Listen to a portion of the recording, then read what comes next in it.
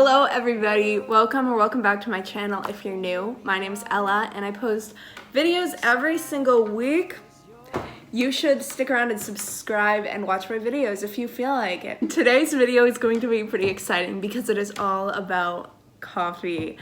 Now, I've been drinking coffee since my freshman year of high school, which maybe I was a little too young to be drinking coffee at 14, but nevertheless, I'm a senior now, so I would say I know a little bit about coffee. I'm basically an expert. As we all know, everyone's favorite YouTuber, Emma Chamberlain, came out with a rebrand of her coffee company recently.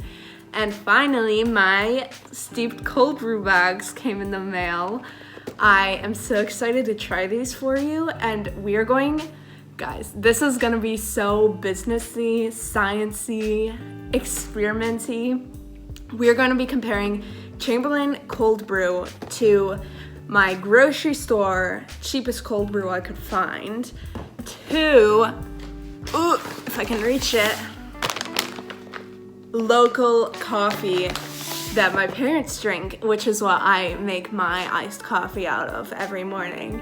We're going to be comparing them on the basis of taste, cost, and ethics. And then we're also gonna have some special guests try this coffee too, aka my family, including my 13-year-old sister who is not a coffee drinker.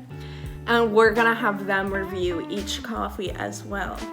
I'm so excited to film this video, but before we get started, I just want to disclaim that this video was inspired by these two videos by Hannah Elise and Nicole Rafi. I am getting my inspiration from there. Anyway, let's get started. I'm really excited, and I hope you are too. Step one to this process is making the coffee. So last night, I took Emma Chamberlain's steeped coffee bags and I steeped 8 ounces of cold brew overnight. It's been about 13 hours now, so let's take it out of the fridge and prepare it. Okay, you guys, it's time to get sciencey. So this is my overnight Chamberlain cold brew. I used 1 bag for 8 ounces of water, which is what it said to do on the box. So let's pour that into one of these glasses. I have these as all the same so that when I have my special guests try these coffees, they won't know which is which. Wow. The first thing I'm noting is the smell. It smells amazing. This is the family blend, so it's her classic blend of medium roast with 4 to 5 caffeine strength. So let's measure out 8 ounces of this cold brew. Let me get these out of the way. This is unsweetened black cold brew from Stock Cold Brew Company. I just picked it up at my local grocery store. So these are the beans that my parents use. It's Vermont Coffee Company medium roast beans, and they make hot coffee. So what I do is I pour it over ice every morning, and they've actually made some already right here. So I'm going to pour out 8 ounces. Now let's add some ice. I am adding exactly 5 ice cubes to each glass. And yeah, my ice does not have a nice little tray, so it's in a cereal bowl. It's okay. I'm going to be preparing these coffees the way I drink my coffee, which is just no sugar and then whatever non-dairy milk we have in the house, which right now is the Silk oat milk, unsweetened, the 0-gram sugar one. So let's give this a shake. Okay, those all look delicious. Okay guys, now that we have our 3 coffees fully prepared, this is Chamberlain coffee, this is the Stock cold brew, and this is the Vermont iced coffee that I made myself. Let's get ready for the official taste test, guys. The moment you've been waiting for. Okay, one second, I have to let my dog in first. Hi, cutie. You're so cute. Who's excited? First up, Chamberlain coffee. The color looks amazing. This is the exact color that I want my coffee to be. One thing that I am noticing though, and this might be my fault, is look, there's coffee grounds floating at the bottom. they might have leaked out of the bag, which I know the bag is compostable, so it might not be completely sturdy. Let's give it a try. Okay, it definitely needed the milk, at least for my preference, but it is really good. It's super smooth and it is really, really rich and like creamy. Like that's probably the oat milk, but it tastes amazing. And I'm still getting the bean aftertaste, but that's probably from the little dregs at the bottom of this. I would rate Chamberlain coffee.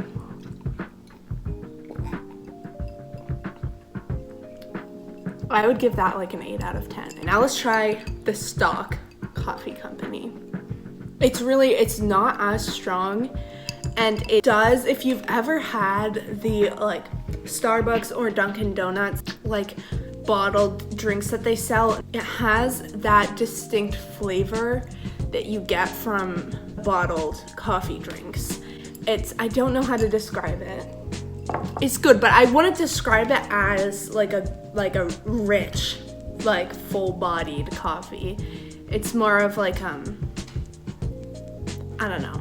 I would rate that probably like a 5 out of 10. Now let's go for the Vermont iced coffee, which is what I drink most days. This is good. Basically a middle ground between stock and I would probably give this like 7 out of 10. I mean, I'm a little biased because I do drink this every day, but it does not taste as rich and full as the Chamberlain coffee. But yeah, 7 out of 10. Let's see what my mom thinks. So I'm about to get my mom on camera. She's standing right here. And she's going to blindly taste each of these coffees. One of them, and you guys know which one, is the one that she drinks every day, except she drinks it hot, I drink it ice, it's the whole thing. Anyway, she's gonna try them blindly and tell you guys which one is her favorite. Mom? Hi, I'm Ella's mom. Okay, so this one? What do you I think? don't know yet. This one tastes the most like coffee, like actual coffee. This one is pleasant and like takes out some of the bitter. This one's okay. Let me just try that again. This one's kind of watery and bland. I think if I were looking for iced coffee, I'd want this one. Yeah. Time for the grand reveal. Okay. So the watery one is the Vermont Coffee Company. Oh, the one we drink every day. Yeah, this is the one I drink every day. But it's watered down because I poured over ice. Yeah, but they're all poured over ice. But those ones are cold brew. Oh, good point. Okay. And then this is the stock grocery store brand. Do you like this one? It's okay.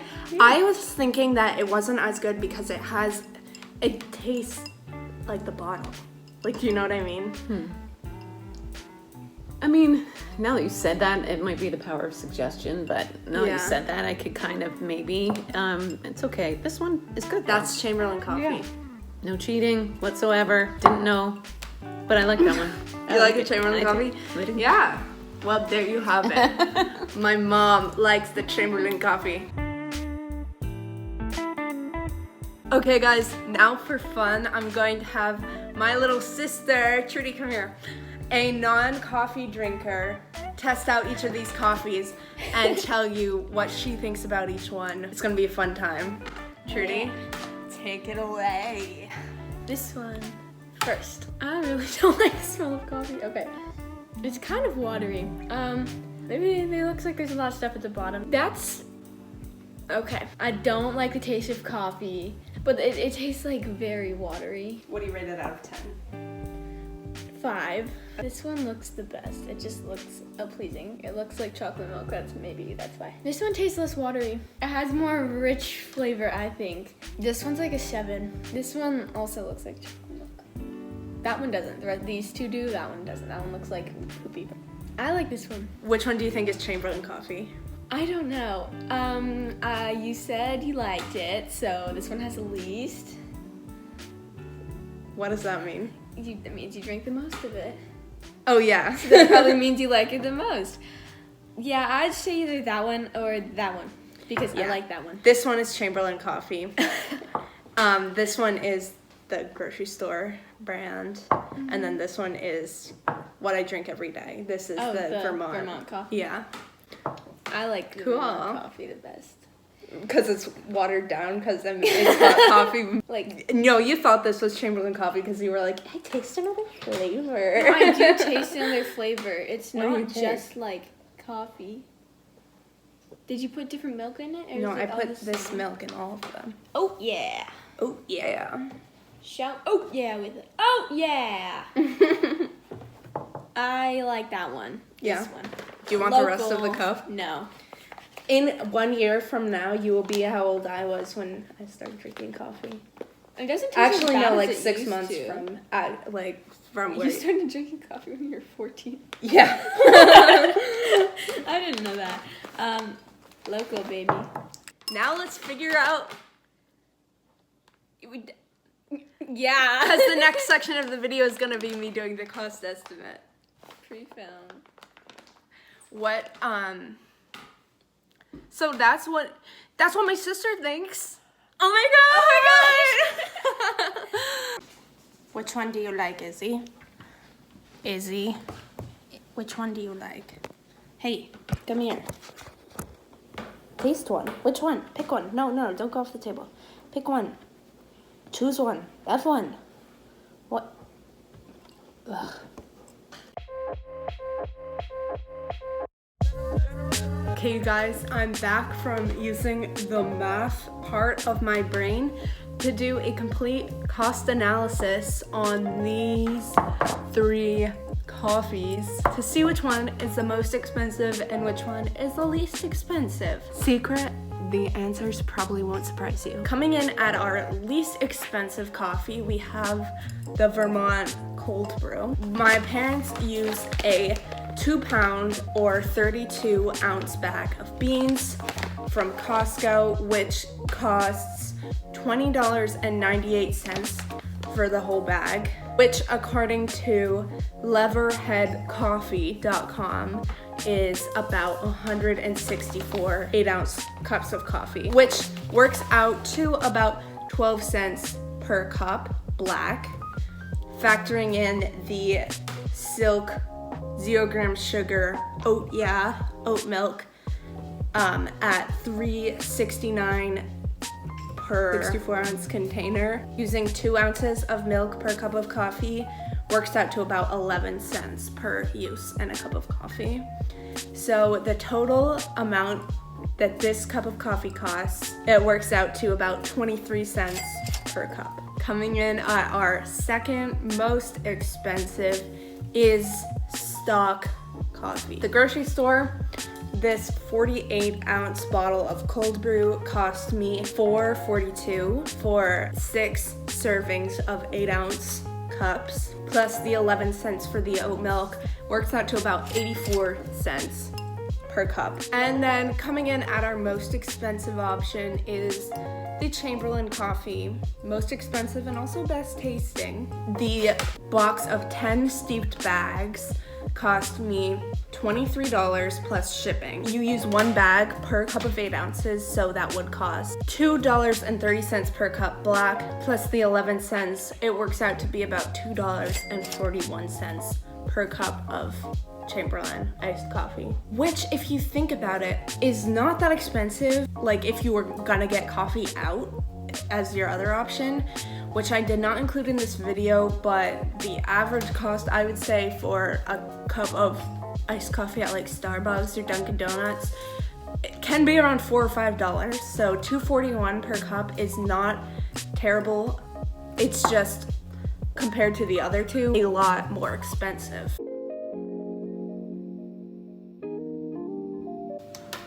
Hello, it's Ethical Ella here to talk about the ethics of each of these companies. So, just to preface, each of these companies, I've done some research. I just came back from doing the research, and they're all pretty good, put it simply. But let's go through the policies of each company. So, starting with Chamberlain Coffee, which this is really melted now. Oh, 1 second. Okay. So they have a lot of information about the sustainability on their website, which is great. So to start off, they do have 100% compostable packaging, And when I opened the box, there was no like plastic bubble wrap or anything. It was brown paper, which was compostable, I would assume. They say they're roasted day of shipping, which is great, so you know it's fresh. And it is sustainably made with 0 pesticides and sourced from Guatemala, Nicaragua, and Colombia. It's USDA certified, organic, and fair trade, so that's another plus for Chamberlain coffee. And it's roasted in California, so for me that's not local. I live in Vermont, clearly. So there is the shipping component to me, but if for someone in the California area, this is a great local option for you. And it tastes amazing. It tastes the best out of all these 3, which we knew already. They also enforce high factory standards and fair labor prices, which is another very important aspect. So they get a pretty high sustainability score. And now let's talk about stock coffee, which when I was on their website, I found out it's actually pronounced Stoke. So this company is Colorado based, and I wasn't expecting it, but they have a lot of information about sustainability on their website, more than Chamberlain coffee. And I was really impressed, honestly. My notes. So these are responsibly grown beans as well from Colombia, Nicaragua, and Brazil. And they say on their website they do pay a premium for their coffee to support local initiatives for healthy soil, water conservation, and uplifting communities, which is amazing. And then they go on and on their website about how they're UTZ certified, UTZ certified, which from my understanding is similar to fair trade, but it's another type of certification that you can get, and that ensures healthy and safe work. Oh, my oat milk is in the frame. Healthy and safe work conditions, and works to prevent water contamination, to protect and restore the natural environment, as well as improving living standards for workers. So that sounds great to me. They also do have recyclable bottles, but it is important to note that the plastic wrapper on here and the caps are not recyclable. Compared to Chamberlain coffee, where everything is 100% compostable, this is still a pretty great sustainable option for less of a price tag. Now, moving on to Vermont Coffee Company. This is based in Middlebury, Vermont, so local, great. And I was kind of surprised, honestly. They did not have a ton of information about the sustainability, but they are, I think that's the first coffee company in the country to use 100% renewable energy from biogas sources and local dairy farms. So that is amazing. They're also non-GMO, certified organic, and they have all energy efficient roasting equipment. And then they source from a lot more countries than Chamberlain and Stoke did. They source from, let me read off my list: Mexico, Colombia, Nicaragua, Guatemala, Peru, Honduras, in the Caribbean, and others. But they go on and on about the quality of the coffee and how it's sourced from the best places, but they really don't have that much information about their factory conditions or anything like that. So that is mildly concerning to me, but it is your least expensive option, and for me it's local. So that's that. I would say these are all companies that have really great initiatives that they're working on, and none of them are like totally like terrible, like don't buy there. So I would honestly recommend all of these. They all honestly taste very good. I've had hot coffee from Vermont Coffee Company before, and it's better than poured over ice. This is just my fault because I'm too lazy to like make cold brew with it. Maybe that's something I should try though. Let me know if you guys want me to try that for you. But yeah.